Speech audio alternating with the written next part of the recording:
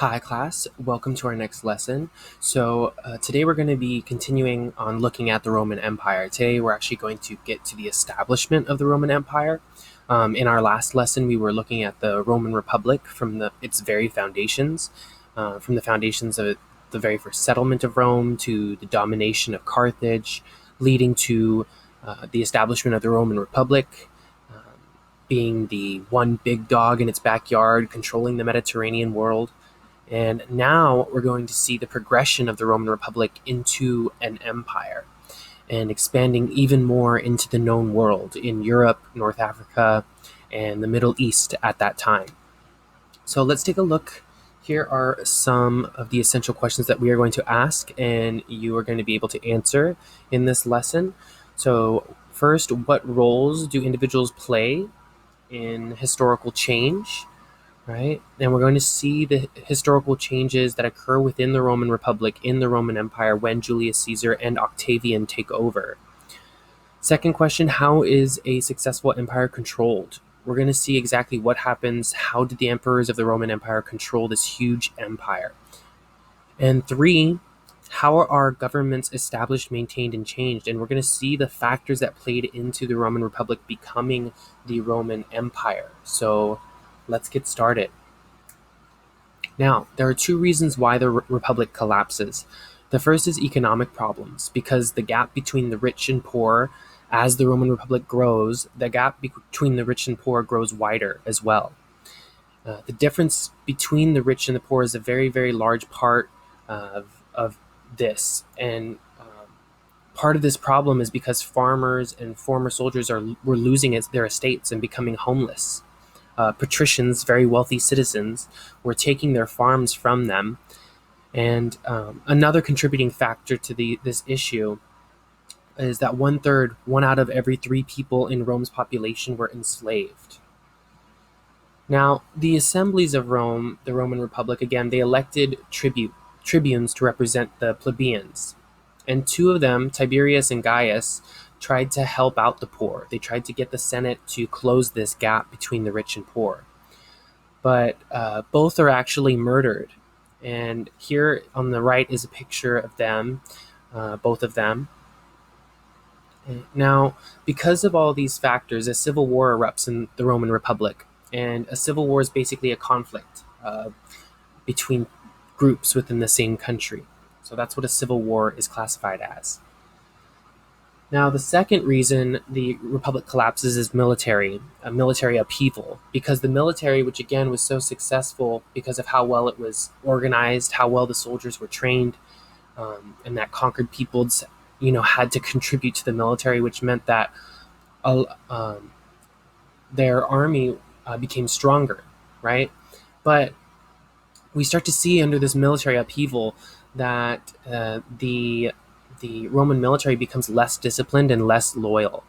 And part of it is because soldiers are accrued from the poor. And again, the poor don't have a lot of love for their own, for the Roman Republic, because, again, of the economic gap between the rich and the poor, because of all the slaves.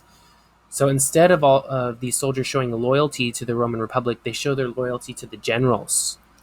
And that's going to be important when we look at a particular general and what he does. So instead of being, again, I just want to emphasize, instead of being loyal to the Roman state, a lot of these soldiers, because of all those issues with the gap between the rich and the poor, they start to really show more of their loyalty to the individual generals of the Roman military.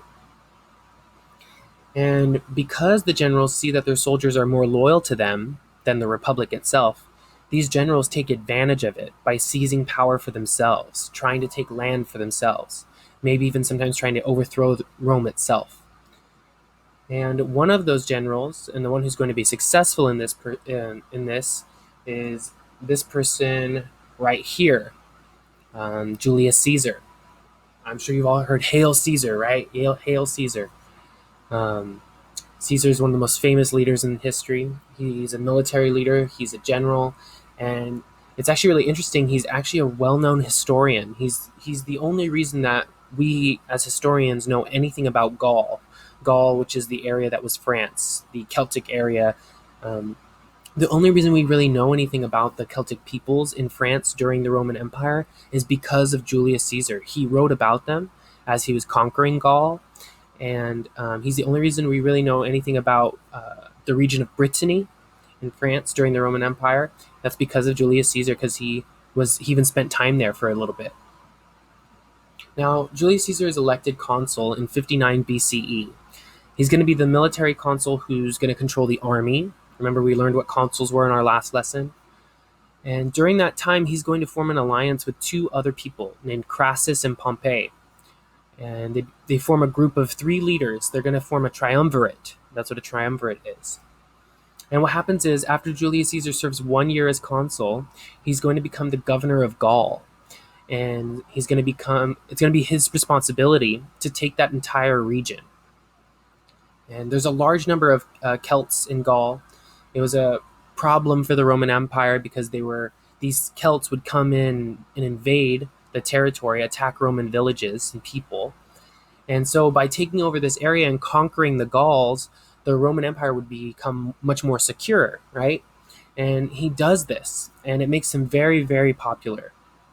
And Pompey sees this happening, and he's afraid of Julius Caesar because, again, generals are becoming very dangerous because their soldiers are having loyalty to them rather than the empire. So Pompey tells Caesar to disband his army instead, and instead of doing that and returning to Rome, basically so they could keep an eye on him and control him, Caesar takes his army and marches on Rome itself. And there's a turn of phrase that we called crossing the Rubicon. That's a saying, it's a phrase, it's popular. And basically it's talking about the Rubicon River, which is a division between the Roman Empire and Gaul at this time. And so Julius Caesar has his army coming from Gaul, and when he crosses it, it's this symbolism. It represents him not turning back. He's choosing this course to cross the Rubicon, to take action, to try and conquer Rome. And so if people say, I've crossed the Rubicon, it means that they've made a decision and that there's no turning back now. And Julius Caesar, as we know, he's successful. He defeats Pompey's army, and he's named a dictator for life in 44 BCE. And by the way, Pompey is the guy in the middle here. Julius Caesar's on the right, and then Crassus is the one on the left. So once Julius Caesar is made dictator for life, he has a bunch of reforms that he wants to enact in Rome. And some of them are good, some of them are dangerous, some of them threaten the patricians, the wealthy, and the elite, and the Senate. But some of them are very good for the poor. For instance, he grants wider citizenship, so more people can have Roman citizenship and take advantage of that. If you had Roman citizenship, you could not be tortured in certain ways. You could not be put in prison for no reason. You had access to welfare and pension systems. You had free access to games. So there's a lot of benefits for Roman citizenship. And he tries to create jobs for the poor, which again relieves the threat of rebellion, because the poor are doing something, they're making money, they have a job, right? And the next thing he does is he expands the Senate, which is a threat to the Senate, actually, because he's going to try and put people in the Senate that are friendly to him. And he will get things passed that he wants passed because of this. And he'll create new public buildings. But because he does these things, because the Senate at this time becomes afraid of him and his power, they think he's a threat to their power and their influence. And so what they do is, on March 15th, 44 BCE, they actually killed Julius Caesar. And there's a very famous play that Shakespeare writes called Julius Caesar.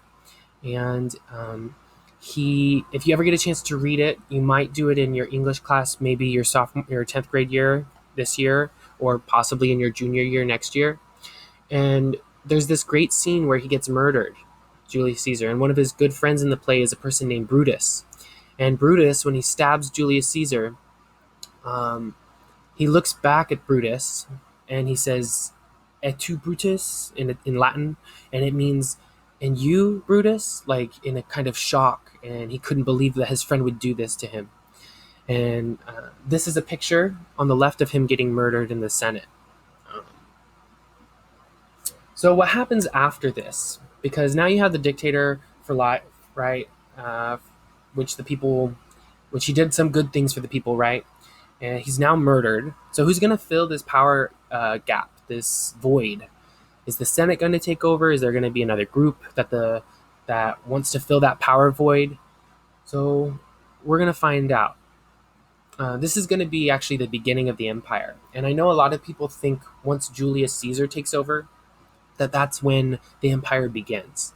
And that's not actually true. What happens is in 43 BCE, Caesar's supporters are going to try and take control. And it's going to be called the Second Triumvirate, which means there's going to be three people. One is Octavian, and Octavian means eighth child.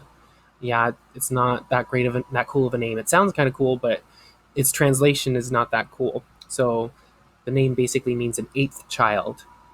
So you have Octavian, and then you have Mark Antony, who's a general, and Lepidus, who is a politician. And these three people are going to fill that power void that was left by Julius Caesar's murder. Now, what happens is Octavian forces Lepidus to retire. So now the only two people in this once triumvirate is now Mark Antony and Octavian. And they go to war with each other to see who's going to be the last man standing and who therefore will be the leader of Rome. And what happens is Mark Antony actually goes to Egypt, which the Roman Republic controlled at that time, and he makes an alliance with the Egyptian pharaoh, Cleopatra. You know, they have a relationship, all that stuff. It's a very, very romanticized story, but they are defeated. They are defeated in Actium by Octavian. So Octavian is victorious. And once they're defeated, once there is no one else that can challenge Octavian's power for Rome, Octavian accepts the title of Augustus. And Augustus means exalted one. And he becomes the first emperor of Rome. And this is Augustus here on the left, Octavian Augustus. And in the middle, you have Mark Antony. And on the right, you have Lepidus, right? And now it's very interesting. We look at Octavian or Augustus Caesar, and we look at him as a type of the title that he's going to take, right? He's the very first emperor that's actually seen as a god. So here he is, another statue of him. So he's the first emperor that's actually seen as a god himself, but he doesn't actually believe he's a god. Later on, emperors will actually sometimes see themselves as gods and do some really crazy stuff. But Augustus is actually he's actually declared a god, and he has this really interesting quote. And he says, "I found Rome a city of brick and left it a city of marble." And he's a very interesting guy. You could read about a little bit about him on this slide here. If you want, you can pause and read it. But yeah, he's a very interesting person, Augustus Caesar. Now, when Augustus takes over, his reign is going to start something called the Pax Romana. The Pax Romana means peace, or Pax in Latin means peace, and Romana means Rome. So it's a Roman peace. And there's going to be a couple things that happen under Augustus Caesar's reign and during the Pax Romana. One thing is that Rome is going to become an empire, and that empire that's going to be 3 million square miles. So for the first time, Augustus Caesar is the first Roman emperor. This is the world that the Roman Empire controlled. So just look at this map you can see here on the right. The Roman Empire controlled North Africa, France, Spain, the Italian peninsula, even into the Balkan peninsula and modern-day Turkey over here in the east. So they covered a large area. But this is very interesting because power is with a single ruler. People don't have power anymore. People can't influence government anymore. It's all about the emperor. But there's also going to be 200 years of peace. And the reason why is because no one's challenging Roman power. There are no invaders. There are no civil wars for 200 years. The world is at peace. It's very interesting that to get to that peace, there had to be war. Right? Now, there are a couple of things that Augustus is going to do as emperor. He's going to glorify Rome, That's why what his quote said, "I founded a city of bricks, left at the city of marble, left it a city of marble." And he's also going to set up a civil service so that people are paid to work in the government. And that gives the sense of accountability that also lets Caesar Augustus control the people that he appoints and pays, right? And some other things that happen, agriculture and trade are going to grow in the Roman Empire. Um, and the reason agriculture grows is really because it's important, right? Because 90%, 9 out of 10 people are farmers, and you need food. You need food to feed people in the cities, and you need to create luxury goods to trade. So agriculture is incredibly important. And another thing that happens, and we see this in the Persian Empire, again, there's a lot of connections between different empires and civilizations as they're growing, you know? There's a coin system that's going to make trade easy and simple that can be done across the entirety of the empire. And that is going to be the denarius. Yeah. And another thing Rome is going to do is have a large trading network. They're going to trade these goods as far, believe it or not, as far as China and India. And the fourth thing that the Roman Empire is going to do, that the Persian Empire did as well, is use a road system. And that's to move goods quickly for trade. And that's also to move armies quickly if there is an invasion. So there are a lot of great benefits to roads, and the Romans were experts at building roads. There are roads that you can walk on today in Europe that were built by the Romans more than 2,000 years ago. And this is how they were built. What they would do first is they would put a lot of sand and really large stones down in a trench that would be dug about 3 feet, 1 meter deep. And they'd put a layer of sand and large stone just to set up a good foundation. Then they're going to put smaller stones, gravel, on top of that here. And then on top of all of that, they're going to put paving stones.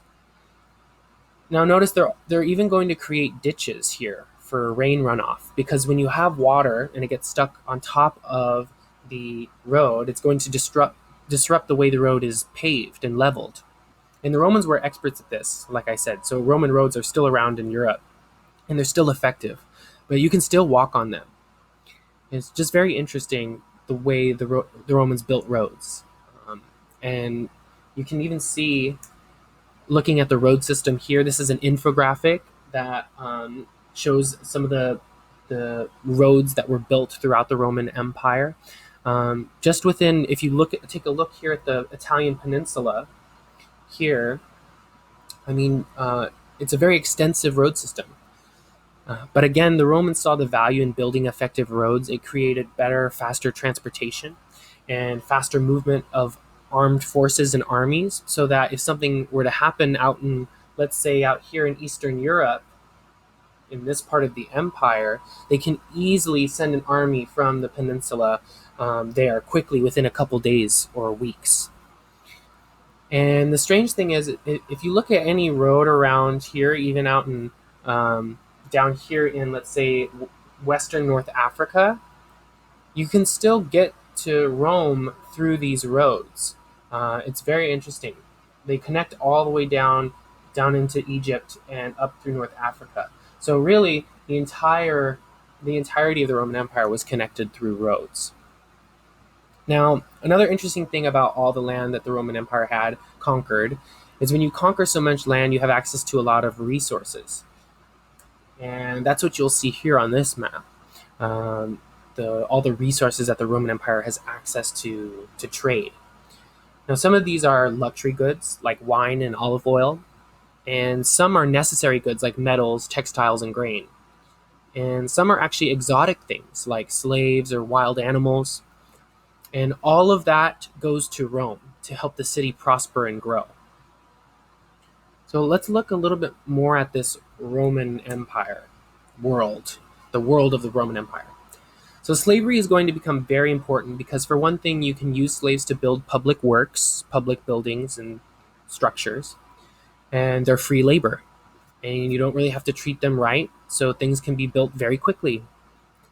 Also, you can use them in farms to grow food to support Roman citizens and people. within the Roman Empire. And some are even used in entertainment because some slaves become gladiators, people who fight for entertainment. And it was very important for the Roman Empire to entertain its poor because if the poor people are entertained, they will not rebel. And we're going to talk about that in a later slide. Now, some gods and goddesses the Romans actually adopted were from the Greek gods. And the Romans really admired Greek philosophy, Greek religion, and Greek culture. As you should know, we've kind of been discussing how they were influenced by Greece, the previous civilization we studied. And what's very interesting is when the Romans, when they took over Greece, they combined Roman militarization with Greek culture. And it turned into this amazing diffusion of cultures that lasted in the Roman Republic, in the Roman Empire for centuries. Now they had different names for their gods, but Zeus in Greek mythology, that's what he's called. In Roman mythology, he gets a different name, and he's called Jupiter. And they do the same thing with Athena, who turns into Minerva. And basically, the Romans change all the names of the Greek gods to Latin names and Roman names. Also, emperor worship is going to occur again. So Caesar Augustus is declared a god, even though he knew he was not one. But some emperors will actually think that they are gods who create massive temples where people are required to offer sacrifices and worship the emperor, and even have little shrines in them. It's very interesting.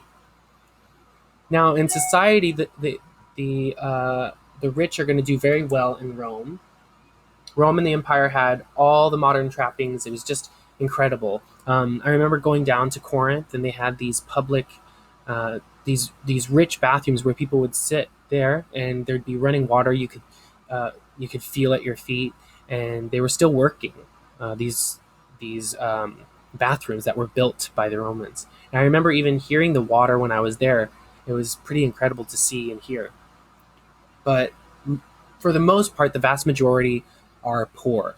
And the problem with that is if people are poor and unhappy, as there were many in Rome, and starving, they're going to get angry. They're going to rise up. You're going to have rebellions. You're going to have civil wars. And you have a threat to the empire then. So the government needed to make them happy, to keep them entertained, to keep them occupied. So they're going to do a couple things. They're going to feed them. They're going to give them free grain so that they are appreciative of the empire. They're going to give them free games to entertain them. It's like that scene in Gladiator where Russell Crowe, he's in the Colosseum and he looks at everyone and he yells, "Are you not entertained?" It's just that idea, that same idea of those people being entertained. They're not going to think. They're not going to question. They might not get angry. And so, they have races in the Colosseum. Sometimes they would fill it with water, and they'd actually have naval battles. They'd have gladiator contests, man versus man versus beast. They'd even have beasts fighting beasts and killing each other. And, if you think sports today are violent and bloody, you really have no idea unless you've seen and read and heard about the Roman gladiator contests. And another thing, there were also a lot of holidays. In fact, there were 150 holidays and Colosseum events were constantly going on to keep people happy, the poor people happy, because they always had something to look forward to doing. They always had something to go do, and there was something to preoccupy themselves with. And this is an example of, in this photo here, a painting, a drawing of what one of the chariot races might have looked like. And here, this is an example of how the rich lived, right? And what maybe a Roman villa or house would have looked like.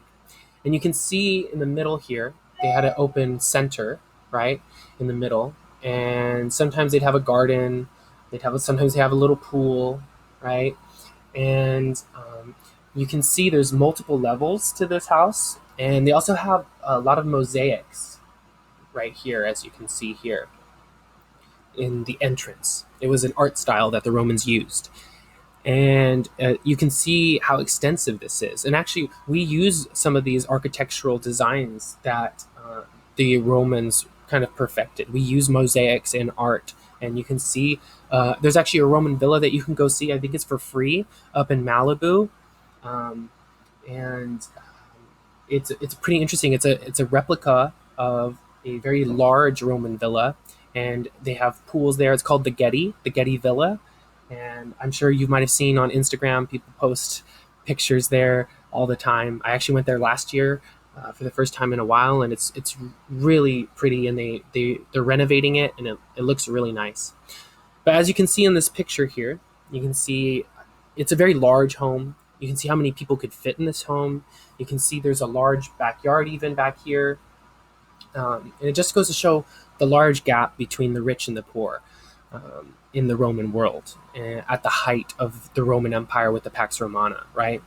And what we're going to be talking about later is we're going to talk about the how the empire was so large and powerful and stabilized, and eventually becomes destabilized, and the Roman world ultimately falls.